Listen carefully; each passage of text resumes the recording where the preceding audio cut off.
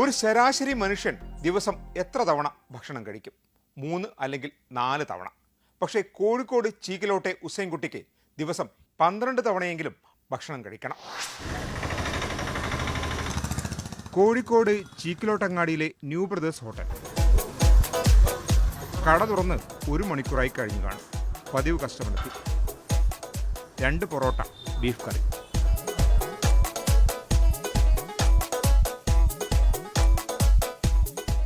ആള് കഴിച്ചു തുടങ്ങി.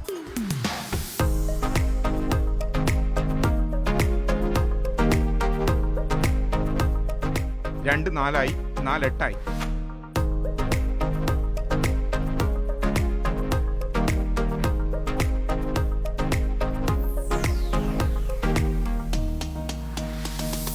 12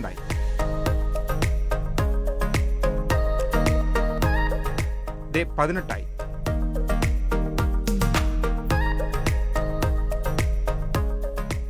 18 പൊറോട്ടയും 3 ബീഫ് കറിയും.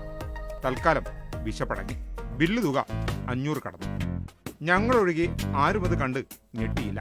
അവരിത് പതിവായി കാണുന്നതാണ്. കാര്യം തിരക്കിയപ്പോൾ ഉസൈൻകുട്ടി ഉള്ളതുപോലെ പറഞ്ഞു. ഇത് കേട്ട് നിങ്ങളാരും ഞെട്ടരുത്. ചപ്പാത്തി 10 ബിരിയാണി 20, പൊറോട്ട 60 വരെ എത്തിക്കുന്നു. 15 കൊല. ഇപ്പൊ തിന്നുവെച്ചാൽ 30 വരെ തിന്നാം. രാവിലെ ഒരു വട്ടം കഴിച്ചതാണ്. അതുകൊണ്ട് പ്രതീക്ഷിത പോലെ കഴിക്കാനായില്ല.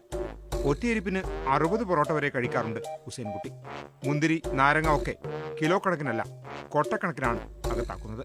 മുന്തിരി ഒരു കൊട്ട, പിന്നെ ജിലേബി ഒരു പെട്ടി തിന്നു.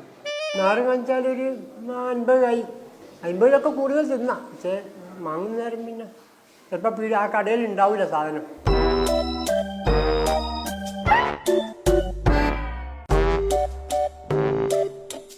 എന്തുകൊണ്ടാണ് ഇത്രയും കഴിക്കുന്നതെന്ന് ചോദിച്ചാൽ ഉസൈൻകുട്ടി നിഷ്കളങ്കമായ ആ മറുപടി നൽകും. പെട്ടെന്ന് വിശക്കും, കത്തിപ്പോവുക, പിന്നെ ഒന്നുമില്ല. ഇനി ഒരു 10-20 മിനിറ്റ് കഴിഞ്ഞാൽ കഴിഞ്ഞു. 20 മിനിറ്റ് കഴിഞ്ഞാൽ കഴിക്കും.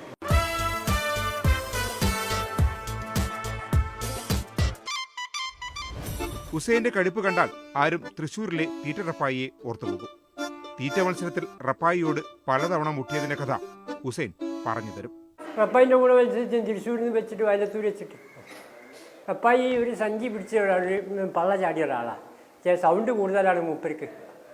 പക്ഷേ മൂപ്പര് പറഞ്ഞു ഞാൻ കല്യാണം കഴിച്ചാൽ അവർക്ക് തിന്നാൻ കൊടുക്കാനുണ്ടാവില്ല, ഇപ്പം തന്നെ ഒക്കുന്നില്ല എന്ന് പറയുന്നത്. ഒരു 20ഓളം വീട്ടിൽ നിന്ന് ഭക്ഷണമുണ്ട്. അത് കൂടാണ്ട് ഹോട്ടലിൽ കമ്മിറ്റി ഉണ്ടാക്കിയ അയാൾ മരിച്ചു.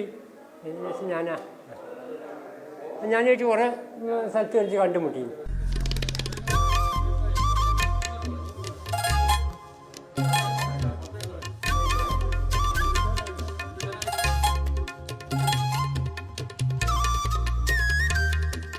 ഉസൈൻകുട്ടിക്ക് വയസ്സ് 50 പിന്നിട്ടു.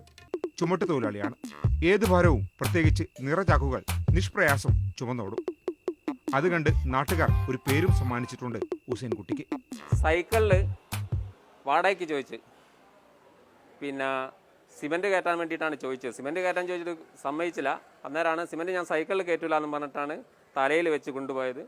പിന്നെ അതുകൂടാതെ അത് ഏറ്റവും ചെയ്തൊരു വിഷമം, കക്കോടി പുഴ മുറിച്ച് കിടക്കുകയാണ്. പഞ്ചസാര ചാക്ക് എടുത്തിട്ട് പിന്നെ നെഞ്ഞോളം വെള്ളത്തിൽ പുഴ മുറിച്ച് കിടന്നിരുന്നു. അങ്ങനെയാണ് ടാർസൻ എന്നുള്ള പേര് വരുന്നത്. അങ്ങനെയാണ് ഇദ്ദേഹത്തിന്.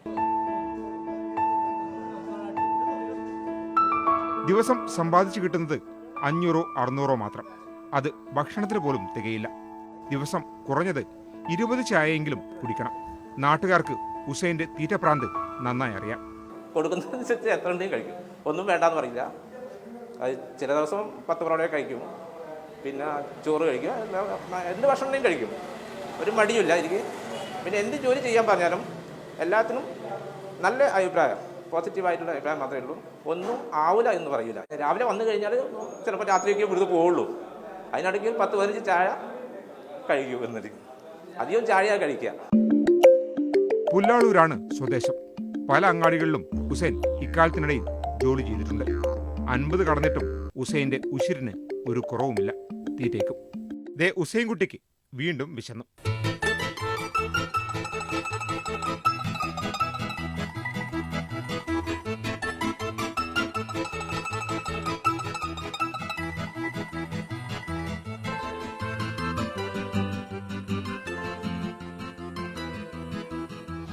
ഇത്രയൊക്കെ വാരി വലിച്ചു കഴിച്ചിട്ടും ടാർസൻ ഉസൈൻകുട്ടിക്ക് കൊളസ്ട്രോളോ ഷുഗറോ പ്രഷറോ ഇല്ല. ടാർസന്റെ ദഹനവ്യവസ്ഥ പഠനവിഷയമാക്കേണ്ടതുണ്ട് നമ്മുടെ ഡോക്ടർമാർ. മലബാർ മനോരമയുടെ ഈ ലക്കം ഇവിടെ അവസാനിക്കുന്നു. നന്ദി, നമസ്കാരം.